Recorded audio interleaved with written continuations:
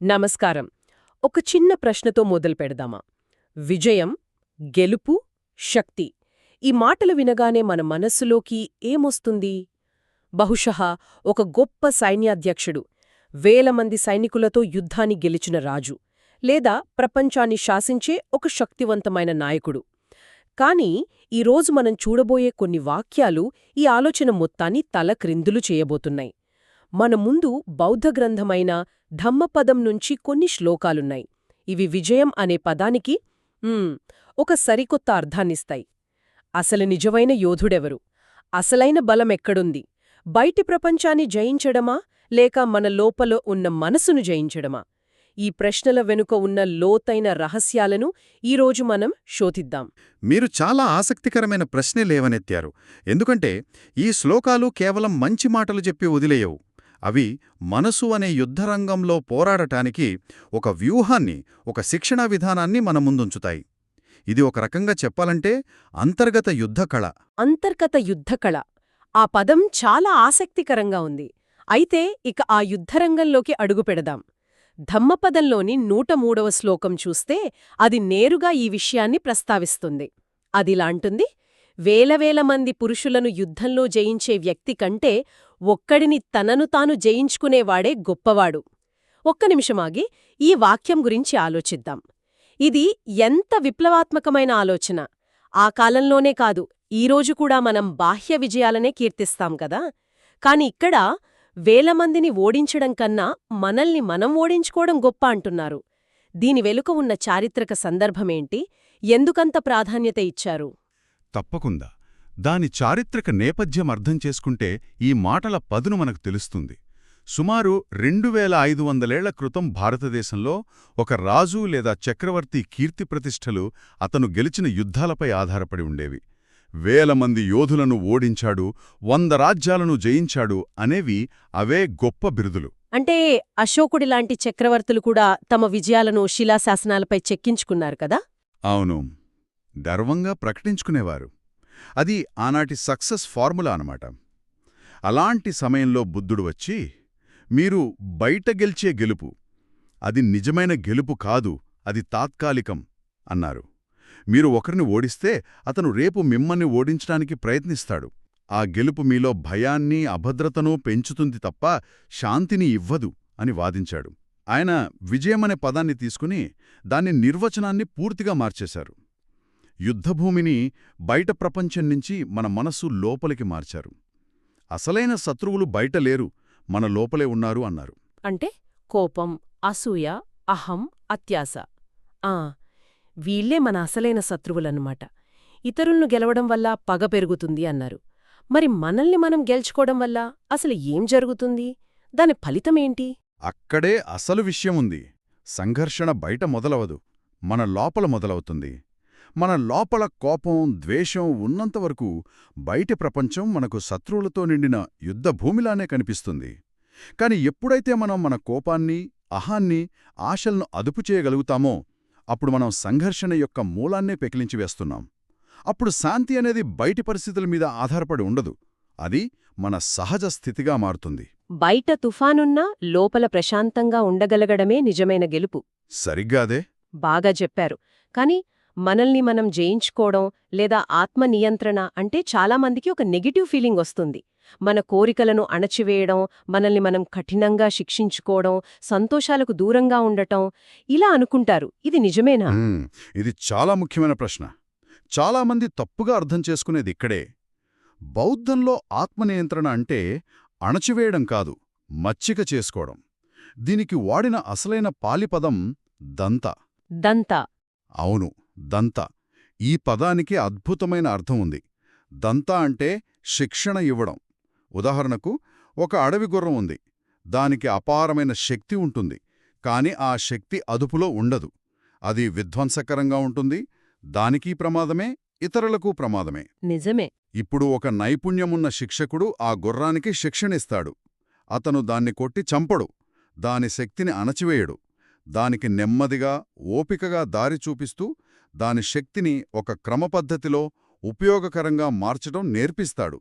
శిక్షణ తర్వాత అదే గుర్రం ఒక యోధుడిని యుద్ధంలో గెలిపించగలదు, ఒక ప్రయాణికుణ్ణి సురక్షితంగా గమ్యానికి చేర్చగలదు. ఓ మన మనసు మన భావోద్వేగాలు కూడా ఆ అడవి గుర్రం లాంటివే అన్నమాట. ఖచ్చితంగా. వాటికి అపారమైన శక్తి ఉంది. వాటిని అణచివేస్తే అవి లోపల తిరుగుబాటు చేస్తాయి. కాని వాటిని అర్థం చేసుకుని నైపుణ్యంతో మళ్లిస్తే అవే మన గొప్ప ఆయుధాలుగా మారతాయి. ఈ ఉదాహరణతో చాలా స్పష్టత వచ్చింది. అంటే నా కోపాన్ని అణచిపెట్టుకుని లోపల కుమిలిపోవడం కాదు, ఆ కోపమనే శక్తి ఎక్కడినుంచి వస్తుందో గమనించి దాన్ని వేరే నిర్మాణాత్మకమైన పనివైపు మళ్లించడం. ఈ రోజుల్లో దీన్నే ఎమోషనల్ రెగ్యులేషన్ అంటాం కదా. అంటే మన భావోద్వేగాలకు వెంటనే రియాక్ట్ అవ్వకుండా ఒక్క క్షణం ఆగి వాటిని గమనించి ఆ తర్వాత స్పందించడం. ఆనాటి దంతా అనే ఒక్క పదంలో ఇంత లోతైన సైకాలజీ ఉందన్నమాట. అవును, ఖచ్చితంగా. ఇది మన ప్రతిచర్యలకు అంటే రియాక్షన్స్కు బానిసగా ఉండటం నుండి మన చర్యలకు అంటే యాక్షన్స్కు యజమానిగా మారే పరివర్తన. ఉదాహరణకు, ట్రాఫిక్లో ఎవరో మనల్ని తప్పుగా ఓవర్టేక్ చేశారు. వెంటనే మనలో కోపం వస్తుంది, తిట్టాలనే ప్రేరణ కలుగుతుంది. అది రియాక్షన్. చాలా సహజమది. కాని దీనివల్ల నా ప్రశాంతత ఎందుకు పాడు చేసుకోవాలి అని ఆలోచించి ప్రశాంతంగా ముందుకు వెళ్తారు. ఇది రెస్పాన్స్. ఇది వినడానికి చిన్న విషయమే అయినా రోజువారీ జీవితంలో ఇది సాధించడం చాలా కష్టం. నిజమే, చాలా కష్టం. అందుకే దీన్ని యుద్ధంలో వేలమందిని జయించడం కంటే గొప్పది అన్నారు కాబోలు. ఇది ఒకరోజులోనో నెలలోనో అయ్యే పని కాదు, నిరంతర సాధన అవసరం. సరే, మనసుని అదుపు చేసుకోవడం గొప్ప విషయమే. దానికోసం భిక్షువులు, యోగులు జీవితాంతం సాధన చేస్తారు. కాని దాని శక్తి ఎంతటిది అంటే, ఈ అంతర్గత విజయం మనల్ని ఎంత దూరం తీసుకెళ్తుంది? కేవలం మన ప్రశాంతత కోసమేనా, లేక దాని ప్రభావం ఇంకా పెద్దదా? ఇక్కడే అసలు కథ మరో స్థాయికి వెళ్తుంది. కేవలం ప్రశాంతత మాత్రమే కాదు, ఈ అంతర్గత విజయం సాధించిన వ్యక్తి ఒక అసాధారణమైన తిరుగులేని స్థితిని పొందుతాడని ధమ్మపదం చెబుతోంది. అదే 105వ శ్లోకంలో ఉంది. ఆ శ్లోకనిలా చెబుతోంది: నీవు నిన్ను శిక్షణ ఇచ్చుకొని నిరంతర ఆత్మనియంత్రణతో జీవించినప్పుడు దేవతలుగాని, గంధర్వులుగాని, బ్రహ్మలతో కూడిన మారుడుగాని ఆ విజయాన్ని ఓటమిగా మార్చలేరు. ఒక్క నిమిషం, ఈ జాబితా చాలా విచిత్రంగా ఉంది. దేవతలు, గంధర్వులు. సరే, వీళ్ళు స్వర్గంలో ఉండే ఉన్నతమైన శక్తులు, మంచివాళ్లు అనుకుందాం. కాని ఈ జాబితాలో మారుడు కూడా ఉన్నాడు. మారుడంటే ప్రలోభాలకు, మరణానికి, చెడుకు ప్రతీక కదా. బౌద్ధంలో ఇతను ఒక రకమైన సైతాన్ లాంటివాడు. అవును. అంతటితో ఆగకుండా బ్రహ్మ కూడా ఉన్నారు, అత్యున్నత దేవతల్లో ఒకరు. వీళ్ళందర్నీ ఒకే ఘాటన ఎందుకు కట్టారు? ఈ కలయిక కొంచెం వింతగా లేదా? ఇది నిజంగా చాలా లోతైన పాయింట్.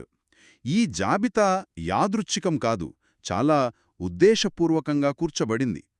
ఇక్కడ బుద్ధుడేం చెప్తున్నారంటే, మీ విజయం ఎంత గొప్పదంటే దాన్ని ఏ బాహ్యశక్తి మార్చలేదు. ఆ శక్తి మంచిదైన దేవతలు, చెడ్డదైన మారుడు ఏదీ కూడా మీ అంతర్గత విజయాన్ని ఓటమిగా మార్చలేదు. అలాగా? అవును. చాలా ఆధ్యాత్మిక సంప్రదాయాలలో మానవులు దైవిక లేదా అసుర శక్తుల దయపై ఆధారపడి ఉంటారు. దేవుడనుగ్రహం ఉంటే విజయం, లేకపోతే ఓటమి. గ్రహాలనుకూలించాలి, అతీత శక్తులు కరుణించాలి. మన గెలుపోటములు మన చేతుల్లో లేవు, ఎక్కడో పైన ఉన్న శక్తుల చేతుల్లో ఉన్నాయి అనే నమ్మకం బలంగా ఉంటుంది. నిజానికి దీన్ని మొదటిసారి చదివినప్పుడు నేను కూడా ఆశ్చర్యపోయాను. మన సంస్కృతిలో దేవుళ్లే గొప్పవాళ్ళు, వాళ్ళని మించిన విజయం ఒక మనిషి సాధించగలడు అనే ఆలోచనే ఒక పెద్ద మలుపు. అంటే బుద్ధుడు ఇక్కడ ఆ నమ్మకాన్ని పూర్తిగా తిరస్కరిస్తున్నారన్నమాట. ఒక వ్యక్తి తన ఆత్మసాధన ద్వారా తనను తాను శిక్షణ ఇచ్చుకోవడం ద్వారా ఒక స్థిరత్వాన్ని పొందుతాడు. ఆ స్థిరత్వాన్ని ఏ దేవుడు, ఏ దెయ్యం, ఏ గ్రహం కదిలించలేదు అంటున్నారు. ఇది ఆ కాలంలోనే కాదు, ఇప్పటికీ కూడా ఒక అసాధారణమైన వాదన. అవును, ఇది మానవ సామర్థ్యంపై ఒక అఖండమైన ప్రకటన. మీ విధికి, మీ విముక్తికి మీరే బాధ్యులు. మీ ఆనందం, మీ శాంతి ఏ బయట శక్తిపైనా ఆధారపడి లేవు. అవి పూర్తిగా మీ చేతుల్లోనే ఉన్నాయి. ఒకసారి మీరు మీ మనసును పూర్తిగా జయించిన తర్వాత ఆ విజయం శాశ్వతమైనది, తిరుగులేనిది. దాన్ని ఎవ్వరూ మీ నుంచి లాక్కోలేరు. దేవతలు కూడా ఆ విజయాన్ని ఓటమిగా మార్చలేరు. అంతర్గత సాధన బాహ్యశక్తులపై అంతిమ విజయాన్నిస్తుందని దీని సారాంశం. ఈ ఆలోచన వినడానికి చాలా శక్తివంతంగా ఉంది. కానీ ఇది కొంచెం అతిగా అనిపించడం లేదా? అంటే బయట ప్రపంచంలో జరిగే అన్యాయాలు, ప్రమాదాలు, ప్రకృతి వైపరీత్యాలు మన అదుపులో ఉండవు కదా. వాటిని మనం కేవలం మనసుని అదుపులో పెట్టుకుని ఎలా ఎదుర్కోగలం? ఒక తుఫాను మన ఇంటిని కూల్చేస్తే కేవలం మనసు ప్రశాంతంగా ఉందని సరిపెట్టుకోగలమా? చాలా మంచి ప్రశ్న. ఇక్కడొక సూక్ష్మమైన తేడాను మనం గమనించాలి. మనసును జయించడం అంటే బయటి ప్రపంచంలో జరిగే సంఘటనలను నియంత్రించడమని కాదు. వాటిని మార్చలేమని మనకు తెలుసు. కానీ ఆ సంఘటనలు మన లోపల సృష్టించే ప్రభావాన్ని, అలజడిని నియంత్రించడం. తుఫాను మన ఇంటిని కూల్చవచ్చు, అది మన నియంత్రణలో లేదు. కానీ ఆ సంఘటనకు మనం ఎలా స్పందిస్తామనేది మన నియంత్రణలో ఉంటుంది. ఓకే. మనం నిరాశతో కుంగిపోవడమా, లేక ధైర్యంగా పరిస్థితిని ఎదుర్కొని మళ్లీ నిలబడటమా అనేది మన అంతర్గత బలంపై ఆధారపడి ఉంటుంది. ఆ అంతర్గత బలాన్ని ఏ తుఫాను నాశనం చేయలేదు. అదే తిరుగులేని విజయమంటే. అద్భుతం. ఇప్పుడు స్పష్టంగా అర్థమైంది. కాబట్టి ఈరోజు మనం చేసిన ఈ చర్చ మొత్తాన్ని ఒక్కసారి వెనక్కి తిరిగి చూస్తే, నిజమైన శక్తి అంటే మన పరిసరాలను, మన చుట్టూ ఉన్న మనుషులను నియంత్రించడం కాదు. మన చుట్టూ ఎలాంటి గందరగోళమున్నా, మనపై ఎన్ని ఒత్తిడులున్నా మనం నిశ్చలంగా, స్థిరంగా ఉండే సామర్థ్యమే అసలైన శక్తి. ఇది గొప్ప యోధుడి నిర్వచనాన్ని కూడా పూర్తిగా మార్చేస్తోంది. గొప్ప యోధుడంటే కత్తిమీదున్న రక్తంతో కాదు, మనస్సులో ఉన్న శాంతితో కొలవబడతాడు. అవును, ఇది అధికారం యొక్క నిర్వచనాన్ని పూర్తిగా తలక్రిందులు చేస్తుంది. ప్రపంచాన్ని జయించడం, సామ్రాజ్యాలను నిర్మించడం ఇవన్నీ గొప్ప విజయాలుగా మనం చూస్తాం. కాని చరిత్ర చూస్తే గొప్ప గొప్ప చక్రవర్తులు కూడా తమ జీవిత చరమాంకంలో భయంతో, ఒంటరితనంతో గడిపారు. వారి బాహ్య విజయాలు వారికి శాశ్వతమైన శాంతిని ఇవ్వలేకపోయాయి. నిజమే. కాని మనస్సును జయించడం ద్వారా వచ్చే విజయం శాశ్వతమైనది, తిరుగులేనిది. ప్రపంచాన్ని జయించడం కంటే మనస్సును జయించడం గొప్పది అనే ఆలోచన మనందరం ఆలోచించాల్సిన ఒక శక్తివంతమైన విషయం. ఖచ్చితంగా. ఈ చర్చను మనం ఒక ఆలోచనాత్మకమైన ప్రశ్నతో ముగిద్దాం. ఈ అంతర్గత విజయం, ఈ నిశ్చలత్వం అనేవి మన చుట్టూ ఉన్న ప్రపంచంతో మన సంబంధాన్ని ఎలా మారుస్తాయి? తనను తాను పూర్తిగా జయించుకున్న వ్యక్తి ఇతరుల పట్ల ఎలా ప్రవర్తిస్తాడు? అతను అందరి పట్ల అపారమైన కరుణతో, ప్రేమతో ఒక మార్గదర్శిలా ఉంటాడా? లేక ప్రపంచంలోని బాధలకు, సంతోషాలకు అతీతంగా ఒక రకమైన పరిపూర్ణమైన నిర్లిప్తతతో ఒంటరిగా ఉండిపోతాడా? అసలు నిజమైన విజేత ఇతరులతో ఎలా మసలుకుంటాడో దీని గురించి ఆలోచించండి.